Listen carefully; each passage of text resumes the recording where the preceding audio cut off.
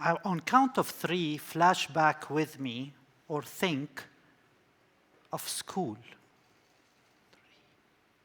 2,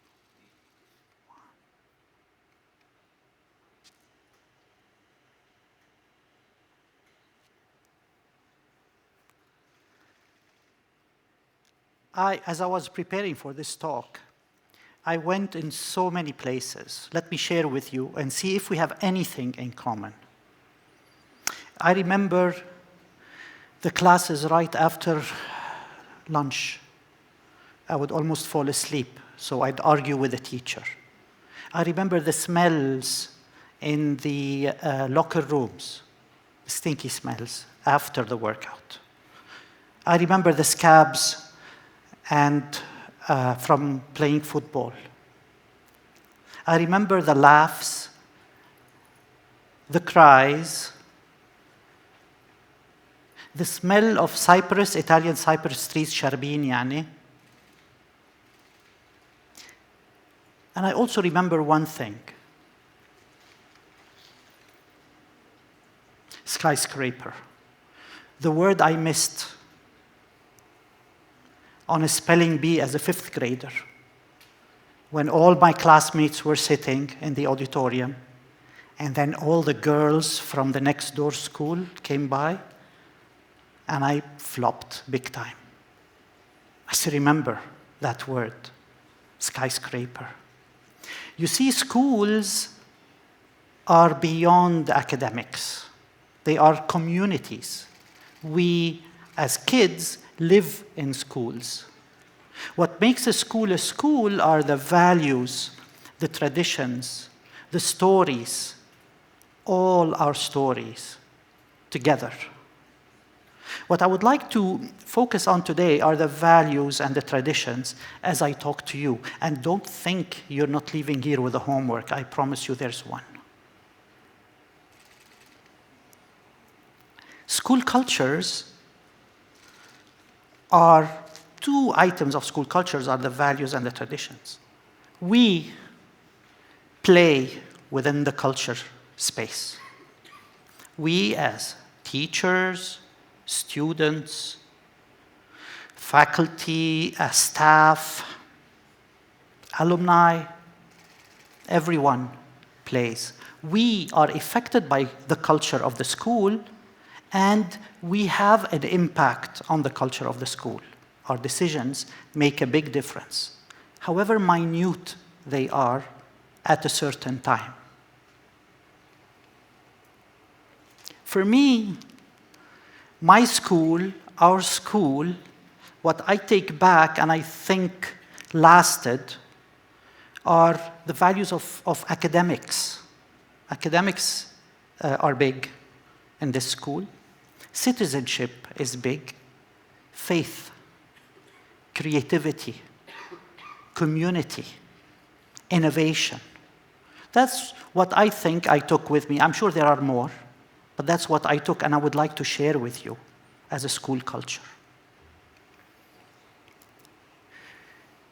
See that 1967, 1981? That's when I was here. By the way, fun fact, I'm as old as the school, almost to the month. So you're looking at a living human being who's as old as the school. And I lucked out, and I happen to have been almost in contact with the school almost all the time. My kids went to school here, they graduated. I went to school here, I graduated. My nephews, my nieces, you name it. Friends. What happens over time is culture can change. It can change. How?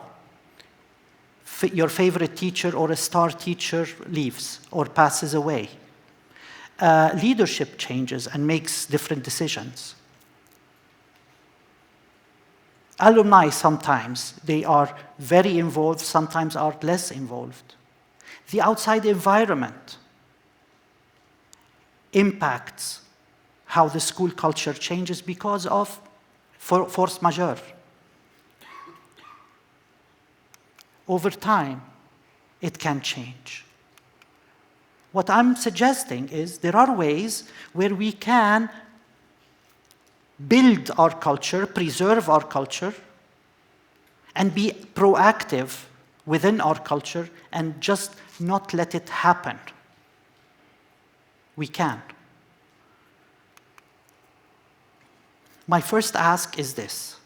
Think with me and try to engage in the whole idea of being proactive in your school culture, okay? Because I remember school culture, values, and traditions. My question for you is, and for me, did the value change over time or just the behaviors changed?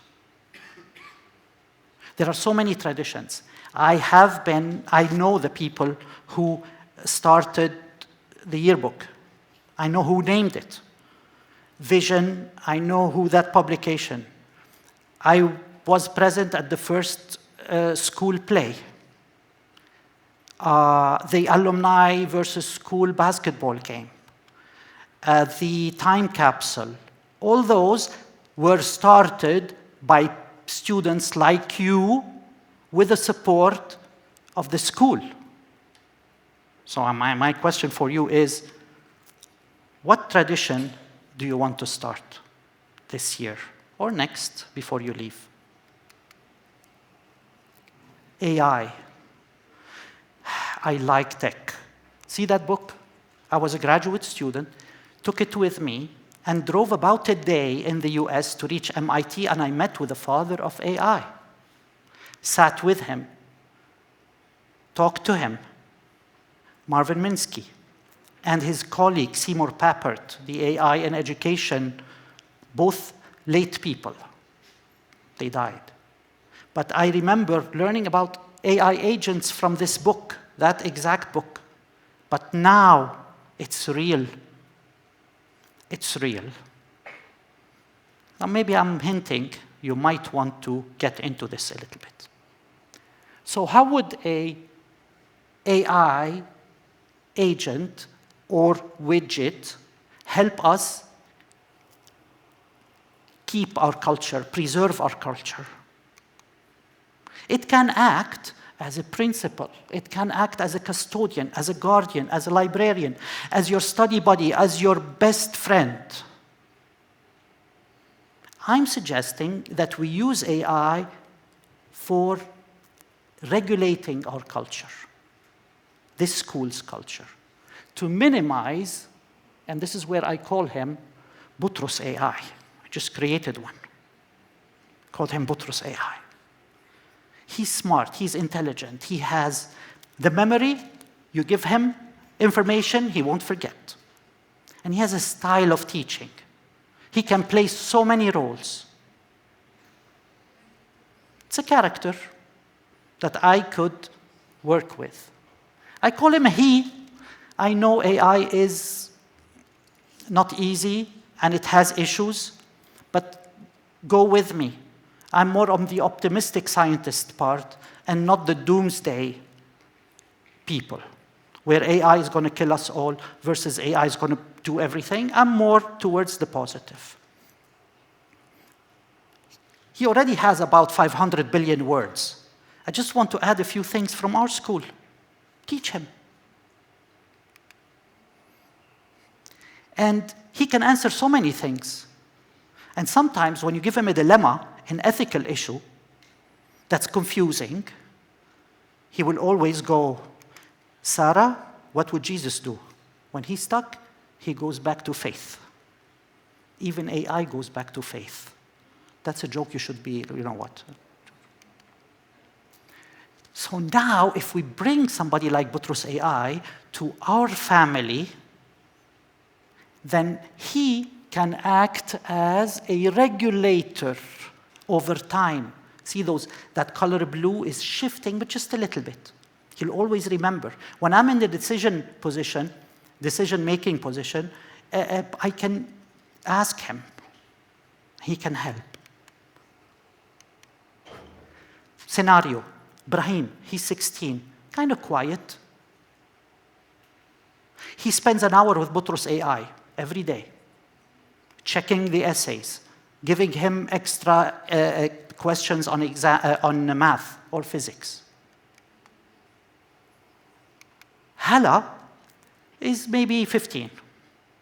She's smart, top of her class, and the president of the fashion design club at school.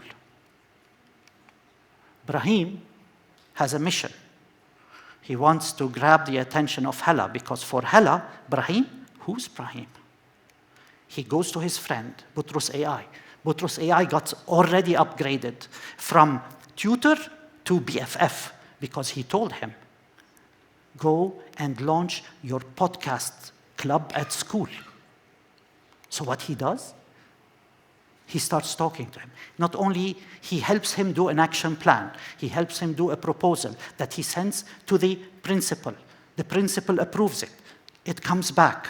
And then he finds a teacher advisor for the club. And not only that, he goes, don't stop there, Brahim.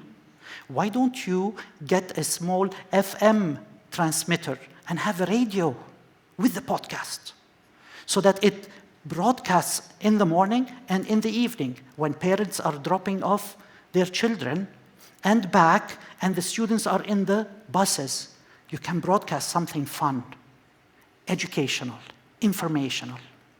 Brahim, who had a low voice, not much, now has a voice to talk, has a voice to communicate, to teach, and to give other people. All of that, radio station, 102.2 FM, and they called it St. Joe and You. And guess what the very first episode was? Who was the guest? Of course, the president of the Fashion Design Club. While this is happening, Botros was helping everyone else at school. Teachers, parents, other students. The student who wants to be an astrophysicist that no one at school can help. BotrosAI can help. Not bad, eh? And the one who wants to become a producer. Or, I don't know, you think something different. BotrosAI can help. It has access to everything the school has from its inception and whatever 500 billion other words out there. My second ask is, and this is serious, guys, my second ask, get proactive. Do something. Start a tradition. Any tradition. It might be this TEDx. You pick it up and take it over. I'm suggesting AI is big, will always be big, at least for the next, I don't know how long, and it has so much benefit if we know how to use it. Get into it, not only as consumers, but as designers of AI. Create your own. If not BotrosAI, somebody earlier was mentioned me, Gael AI, Sarah AI, I don't know. There's probably a Celine AI here. Mariam AI, you pick. Pick her. What do you want her to look like? How do you want her to behave? What is her character? You can do this. Teach her. Teach her. Feed her information. Start with something. You have this already. You have those. You know how much information there's out there? If you only get the recordings of the graduation ceremonies with the speeches, the student speeches, the principal speeches, and whoever the guest speeches. It gives us the history. I'm big on culture. I'm big on tradition. And this is on a personal note a little bit. My family's culture gave me and taught me everything about love. Al-mahabba. My universities opened things up and showed me how to live abundantly. My school, your school, our school taught me a few things I carry with me. One is to befriend Jesus. I reached the point where I'm buddies. If I'm stuck somewhere, I just, we get a glance with each other. And I just throw it at him and wait. And all of a sudden, he'll tell me where to go. I don't argue, I'll just go, and it works out. Second, I learned, because of the community, I learned how to appreciate to eat with others. So much happens over good food. I remember when we used to eat hot meals here together. Sometimes I grab a stranger and eat with him or her. So much can happen over food. 3, creative. Creativity and innovation, the root of it is trial and error.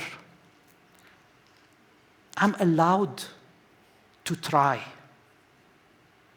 I mean, at TEDx talk, AI and culture, not bad. It's an idea worth exploring and worth spreading and worth trying. And the very last thing I take from this culture is just give it one more try. When you're stuck, sometimes it just takes one more try. So here you go. Bear with me, 50 years later, the little boy who was in shorts and fumbled over a word, he's going to give it another try. Help him out here, focus with him. Skyscraper, SKYSCRAPER.